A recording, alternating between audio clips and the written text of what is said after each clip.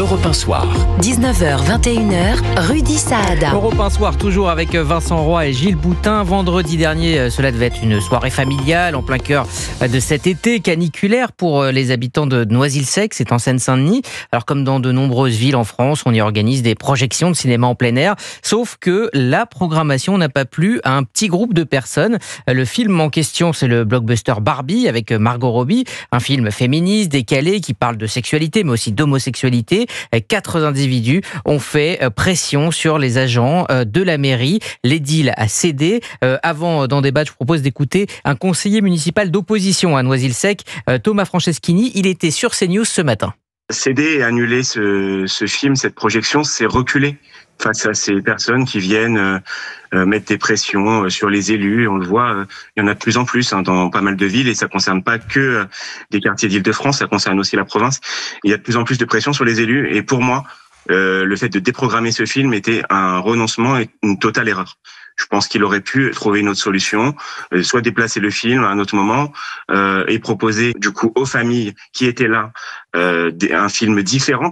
Je pense que ces moments de convivialité sont très importants et un recul et une déprogrammation de ce film pour répondre à la pression de 4 individus, à mon sens, c'est une erreur.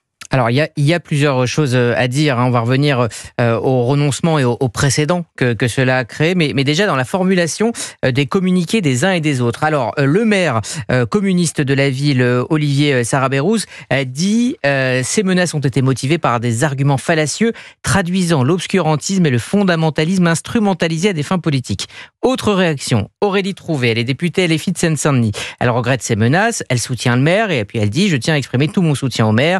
La culture doit rester un outil d'émancipation, d'unité, qu'il ne faut pas confisquer. » Est-ce qu'on n'est pas là dans la périphrase ? Est-ce qu'on n'a pas oublié de dire les choses ? Mais non, mais d'abord, est-ce qu'on sait quelque chose, je dis ça avec beaucoup d'ironie, est-ce qu'on sait quelque chose de ces 4 individus qui se sont très fortement manifestés ? Est-ce qu'on sait d'où viennent ces gens, ce qu'ils pensent et pourquoi ils en viennent à vouloir annuler une soirée au motif que ce film ne correspondrait pas à quoi ?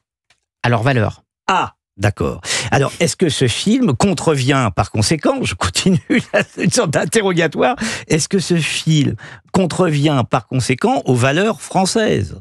Non. Bon, est-ce que ce film... il y a une classification au cinéma et il n'est pas interdit aux plus jeunes. Alors, écoutez, c'est un film familial. Écoutez, on a connu des communistes avec plus de courage parfois. On est étonné de ce recul. De quoi a-t-on peur ? Il y a encore une fois une peur. Si on annule le film alors que 4 individus menacent, de quoi a-t-on peur ? A-t-on peur ? Va-t-on se faire mener par le bout du nez ?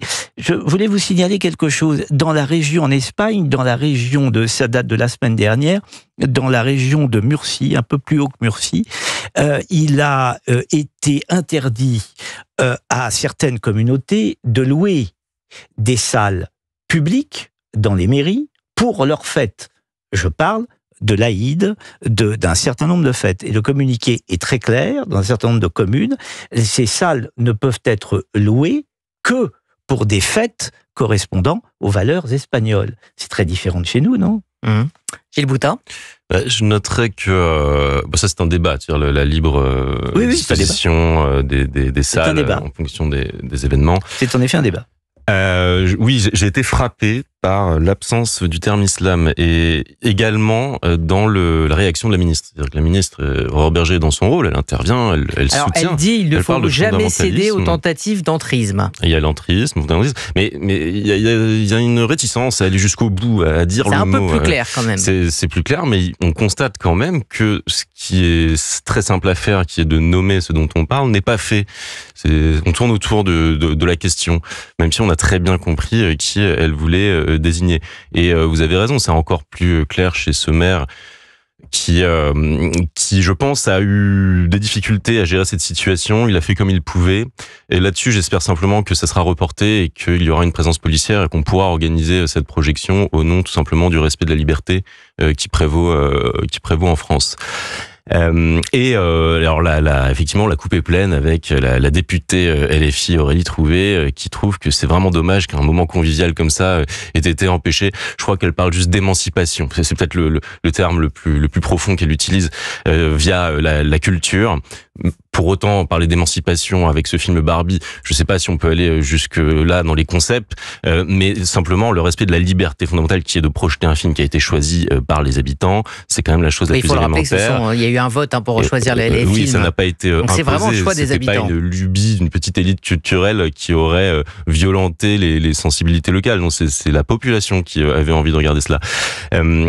Donc le fait qu'il y ait cette réticence à nommer le réel, et on y est habitué déjà, mais c'est quand même un rappel. Et elle est très embêtée, cette députée LFI, puisque rappelons qu'elle appartient à un mouvement politique qui avait demandé d'ailleurs à créer une commission d'enquête sur l'islamophobie et qui cherche en permanence à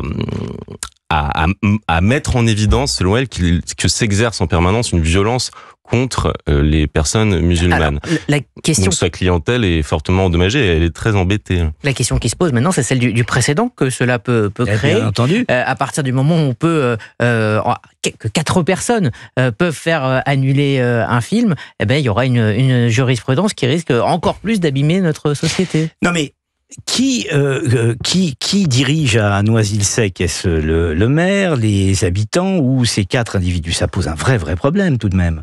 Ça pose un vrai problème. C'est aussi ça la question, c'est que on a ça nous rappelle des zones entières sont sous une influence plus ou moins explicite et diffuse de cet entrisme. Non, ils sont 4 porte-flammes, mais derrière, il y a évidemment, et encore une fois, le fait que le mot islam ne soit pas employé en dit long. Ça veut dire qu'on ne veut pas enflammer un certain nombre de quartiers et que par conséquent, on a peur. On a peur. Et on cède. Et par conséquent, on cède. Donc c'est cousu de fil blanc, cette histoire. On a peur parce qu'on a conscience qu'il y a cette territorialisation, qu'il y a cet ancrage d'une population minoritaire mais agissante qui exerce une pression, une menace latente sur les populations. Et tout cela est finalement très cohérent, puisque dans la mesure où ce film a été interdit dans des pays à majorité musulmane, du type Liban, au Koweït également, ou dans d'autres pays, qu'y a-t-il de surprenant à ce que dans une zone, certes restreinte, mais un territoire en France qui est disputé, dont en tout cas la gouvernance au quotidien est disputée par un groupe islamiste, eh bien, tout cela est très cohérent et c'est un rappel de ce qui existe déjà, de ce qu'on constate déjà avec des zones, avec le voile qui est omniprésent, un rappel permanent via l'habillement, entre autres, et c'est un avant-goût de ce à quoi le pays sera confronté si rien n'est fait pour bloquer ces velléités de contrôle. Le film est interdit, le film n'est pas diffusé pour des raisons religieuses. Or, nous sommes, ça ne vous aurait pas échappé, nous sommes le pays de la laïcité. D'ailleurs, nous sommes le seul en Europe à porter cette valeur de laïcité. Moi, je pose là maintenant la question, en 2025, de quoi nous protège la laïcité? Parce qu'on est tous, j'entends des discours où on se drape en France dans la laïcité. Laïcité d'un côté, la France, multiculturalisme de l'autre, au Royaume-Uni par exemple. Est-ce que nous sommes 2 cas extrêmement différents? Je vois ce qui se passe parfois au Royaume-Uni, je vois ce qui se passe en France. De quoi nous protège la laïcité aujourd'hui? Est-elle encore efficiente? Nous sommes drapé dans notre laïcité, le seul pays où des professeurs sont égorgés. Est-ce que la laïcité est acceptée par tous en France aujourd'hui? Oui, non mais attendez, de toute façon, le contrat social, il faut arrêter avec cette idée. Vous savez que le contrat ne vaut que par la volonté des parties. Quiconque ne voudra pas le signer, ne le signe pas. Donc le contrat social, c'est une idée dont aujourd'hui, on voit bien qu'elle a fait long feu. Non, la question est, est-ce que la laïcité est encore efficiente? De quoi nous protège-t-elle? Je vous le réponds tout de go, on le voit bien, de plus rien. Et qui est le patron à Noisy-le-Sec? Est-ce que c'est le maire qui dirige cette ville ou est-ce que ce sont 4 individus au nom d'un islam délinquants, parce qu'il s'agit de ça. Je suis d'accord, je pense que la culture laïque française a eu un effet retardateur. Et elle a empêché un phénomène que l'on observe par exemple au Royaume-Uni, comme vous dites, où des quartiers entiers sont à la main des communautés qui ne sont pas les plus rassurantes. Mais c'est en ce sens que je veux dire, la laïcité a fonctionné, et ce que j'appellerais cette culture laïque plus globalement a fonctionné. Mais je suis d'accord, aujourd'hui, on en voit vraiment son affaiblissement. Est-ce qu'il y a un événement si on avait eu cette... Non, mais je dis pas que... Mais effectivement, là maintenant, aujourd'hui, on a encore, disons, pour être optimiste, la chance de voir ce qui pourrait se passer, ce qui se passe ailleurs. Donc il faut agir. Et c'est vrai, la laïcité est souvent utilisée comme le cache-sexe de notre incapacité à nommer les choses. Est-ce qu'il y a une date ou est-ce qu'il y a un événement qui a fait céder cette digue de la laïcité en France ?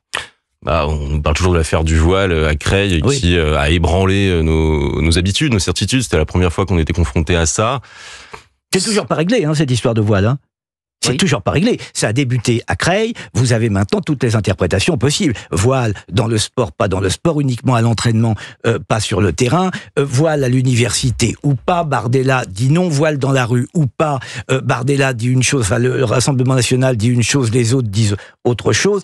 Rien n'est réglé depuis Creil. Faut quand même savoir que cette histoire de voile, ça n'est pas réglé. Qu'on n'aille pas dire aux gens c'est réglé. Ça n'est pas réglé depuis Creil. Rien d'efficient, encore une fois, ne s'est passé. Et Gilles a raison de rappeler que c'est le premier accroc dans la tunique laïque. C'est le premier. Et ensuite, je pense qu'il y a eu une accalmie. Et ensuite, cette tension s'est déclinée dans d'autres aspects, plus de l'ordre de l'analyse, entre guillemets, géopolitique, sur les forces dans le monde qui s'opposent. Et donc, le 11 septembre, par exemple, a été un catalyseur de cette haine intercivilisationnelle. Et on a bien vu que ça a ébranlé notre cohésion avec des discours qui étaient... complaisant. Et le maire de Noisy-le-Sec doit reconnaître sa ville comme étant particulièrement welbeckienne. Voilà un homme soumis. Eh bien, ça sera le mot de la fin. Dans un instant, on va parler des fêtes de l'Ascension. Ça sera vendredi. Les chrétiens de France célébreront cette fête. Et encore une fois, sous haute sécurité, Bruno Retailleau appelle les préfets à la vigilance dans un télégramme. On en parle dans un instant après le journal permanent.